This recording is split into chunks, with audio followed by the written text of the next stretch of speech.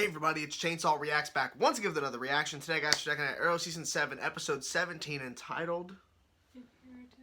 Inheritance. Okay, so before we jump into the rest of this intro or whatever, I'm not really sure what this episode's about because the last episode was Star City 2040 or whatever, so I have no clue. Inheritance maybe something to do with Emiko, maybe, I no idea, or maybe even flash forward stuff with Felicity and Mia, not really sure, but the ghost lost someone very important in her life today.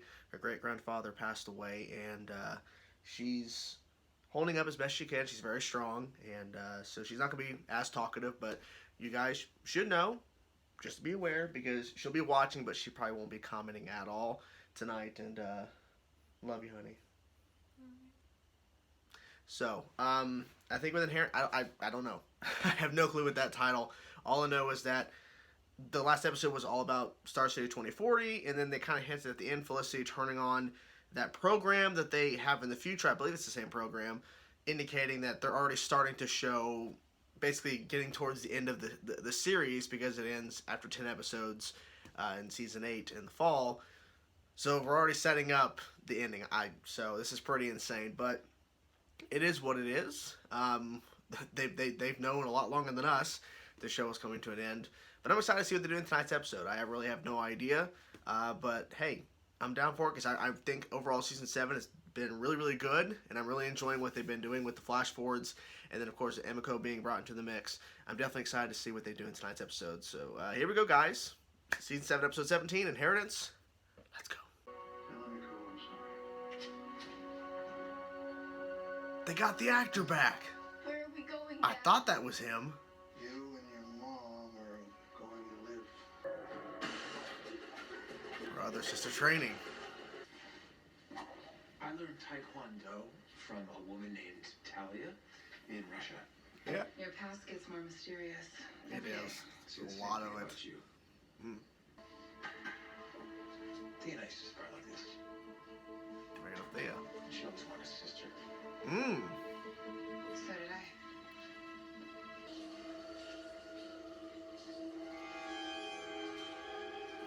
Who's that?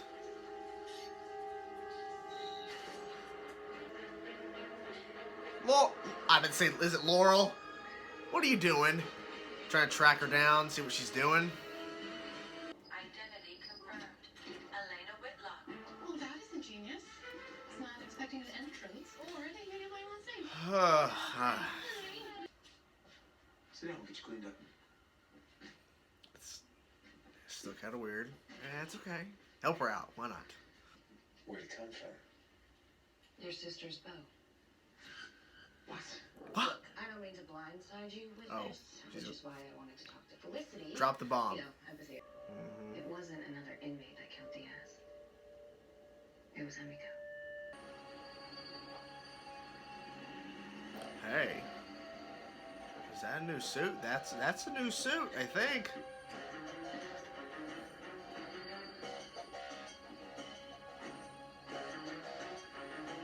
Oliver just saw that, yep.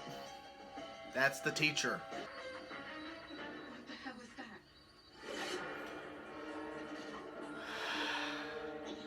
Dante runs a secret society responsible for centuries of worldwide regime change. Right, Yes. true. But my circle's clearly way bigger than just Dante. Okay, well, how did you... All of those guys are guilty. You'd rather see them kicked than me bend a couple of little rules to make sure their charges stick? Yes, because of it. Oh. We don't have a training session until next week. No. Family is a reason to stop by. Yeah, I mean, if I was working with a known terrorist, I'd want to keep that quiet, too. Oh. What are you talking about? You think I'm some kind of criminal? I'm trying to give you the benefit of the doubt, but... Oh, you're kind of... Dante is... I was 11 when your father walked out on me and my mother. He chose your family over mine, and he left us with nothing. No home, no money. I can help you. I have no idea what kind of power he holds. It's true, we The don't know organization exactly. he runs. The Ninth Circle. Yeah. Then you know there's no way out. That'll be all. Whoa. I'll take my watch back. Please don't kill me. Of course not. Hey. She's like, what the hell? Oh!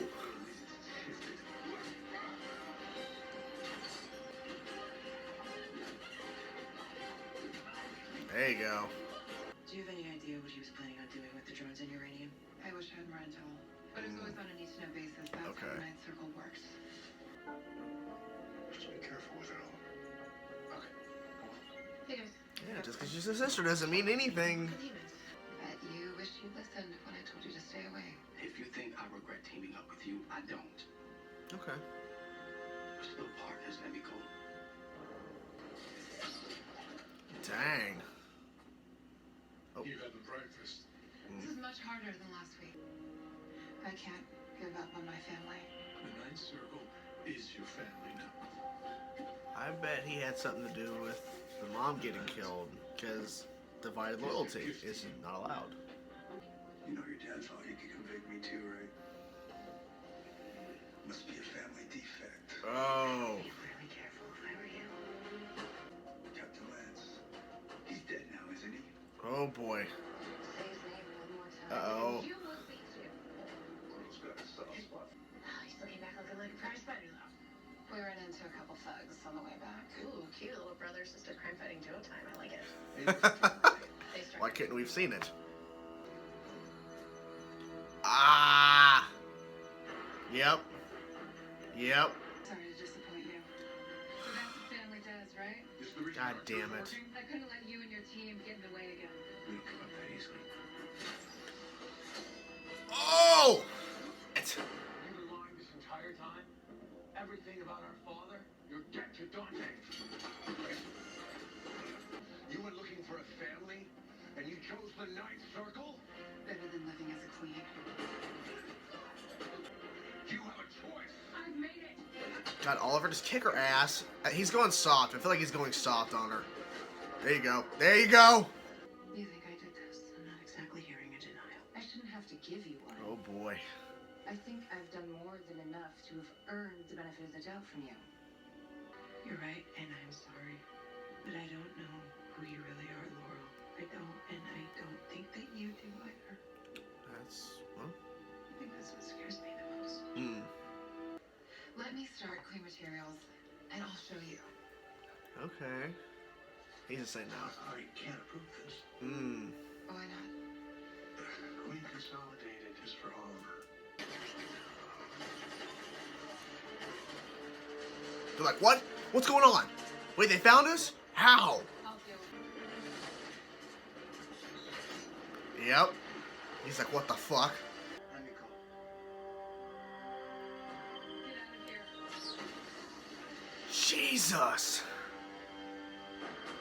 That's fucked up. Of course they're invisible. Of course they're invisible. He's going. Jesus, Oliver. Fuck yeah. Oh.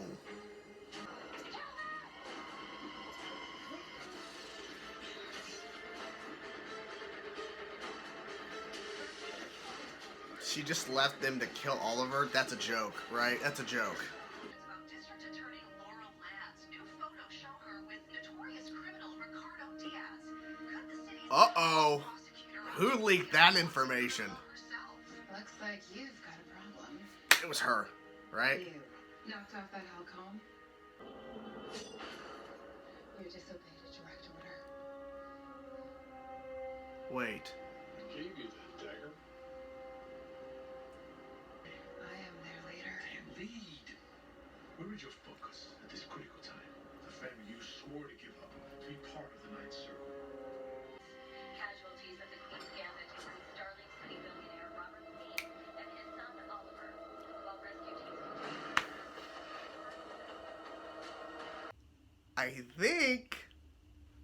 I think they just confirmed that she actually is the one, or at least the Ninth Circle, or like was the one that caused the crash. The Queen's Gambit to so she actually created Oliver? Like, she didn't mean to do that. Maybe. Because it's always been implied that Malcolm Merlin did it. are they now twisting it around? Well, that's not real. It's not legit. It wasn't Malcolm. It was actually Emiko. Maybe. I overall really enjoyed this episode. I think what was really interesting about this is that it was Emiko-centric, which it needed to be because we don't have a lot of show left. So we need to dive into this because it's a half-sister.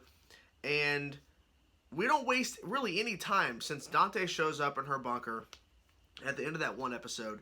And it was the episode he was introduced finally in.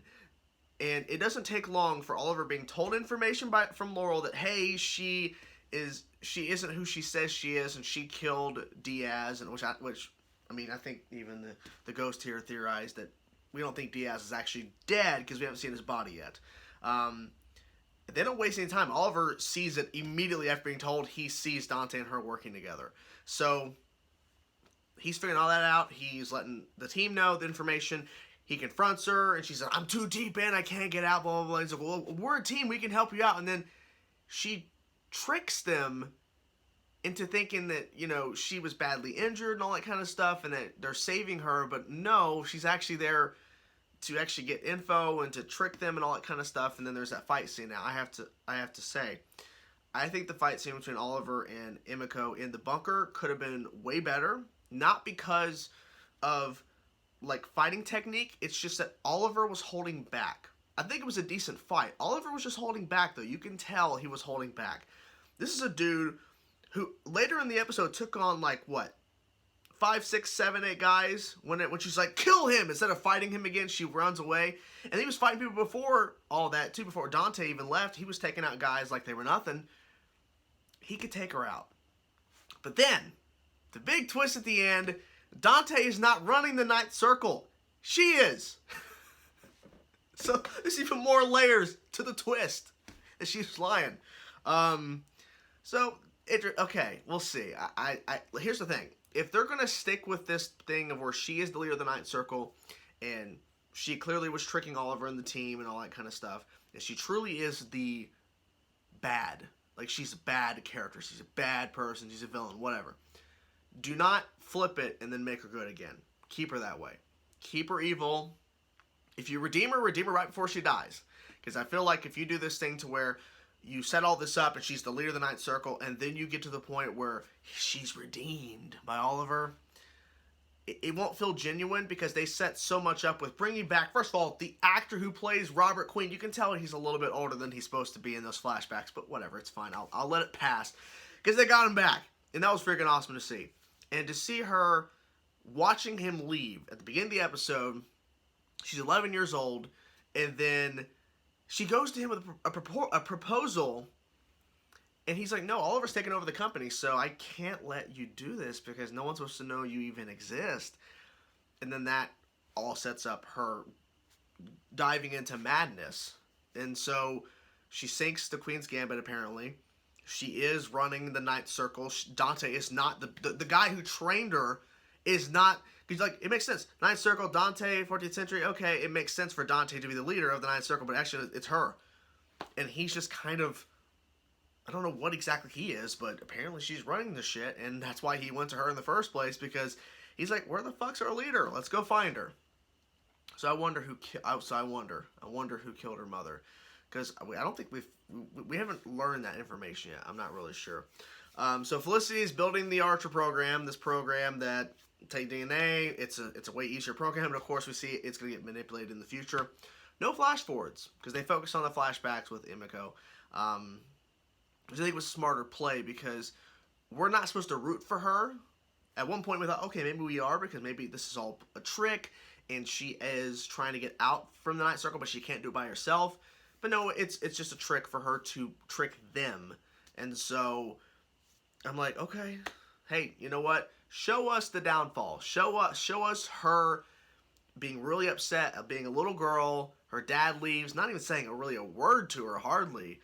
And then flash forward to where she is being trained by Dante, and it felt, that's the one thing I do have to say as well, a little bit of her critique, besides that fight between Oliver and Emiko, because Oliver should have beat her no problem, but is that the training bit where she steals the watch from him, which was okay, I didn't see that coming. That was kind of a little twist. Like, bring me my watch back, because he throws that throwing knife. He quickly, it just goes, I can teach you. Like, it didn't feel like, I thought it'd be like a little bit of manipulation where he says some stuff to her. But no, he just says, I'll teach you, and then that's really it. I feel like they could have done a little bit more to kind of enhance that, because it just felt very just, She just walks in the place, hands him a package, and then he says, I'll show you. I'll show you how to throw a throwing knife or whatever. I'll train you. Just, it didn't feel like there was anything else besides that. And there should have been something more, I think, in my personal opinion. They had a little bit of side story with Laurel and Dinah a little bit about being not going against the law and breaking bits and pieces of the law in order to get, confessions and stuff and putting people away and all that. So Dinah's like, Laurel, you have to do this properly. You can't do this because we're all on the line here. If you are, if you are exposed to doing these things, you're gonna get fired. And then Emiko exposes the pictures of her with freaking Diaz, so that's definitely not gonna go well. And so she tries to go into that interrogation room, and the guy, a typical just meh character, no one cares about this guy. He's just there to piss her off. He brings him Quentin. Ooh, not a good idea, and he does. And then she killed him. Now, maybe she didn't. I have a feeling she did. Just because he brought up Quentin. You do not bring up Quentin, Lance. By the way, they should have handled that better, too, but whatever. The death of Quentin. What else? Am I missing anything particularly? I understand Oliver why he wanted to try his hardest to save her because he thinks there's something that he could do. And now he's like, instead of trying to save her, he's going to try to stop her, prevent her from doing anything else. And now, I wonder how long it's going to take them to realize that Dante's not the real leader of the Ninth Circle, that she is.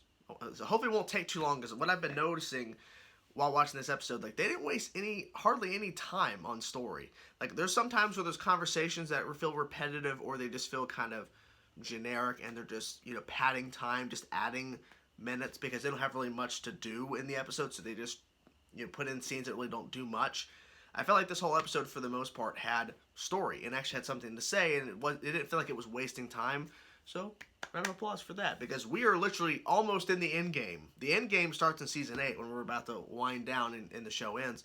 So you cannot have too much filler, because there's not much story left you can tell. So they have to just get right to it. So, there you have it, guys. That's my reaction. Hope you guys enjoyed it. And I'm excited for the next episode, which, by the way, is on break, which is unfortunate, but it's good for me. I get to relax a little bit more. Talk to you guys soon. Peace out.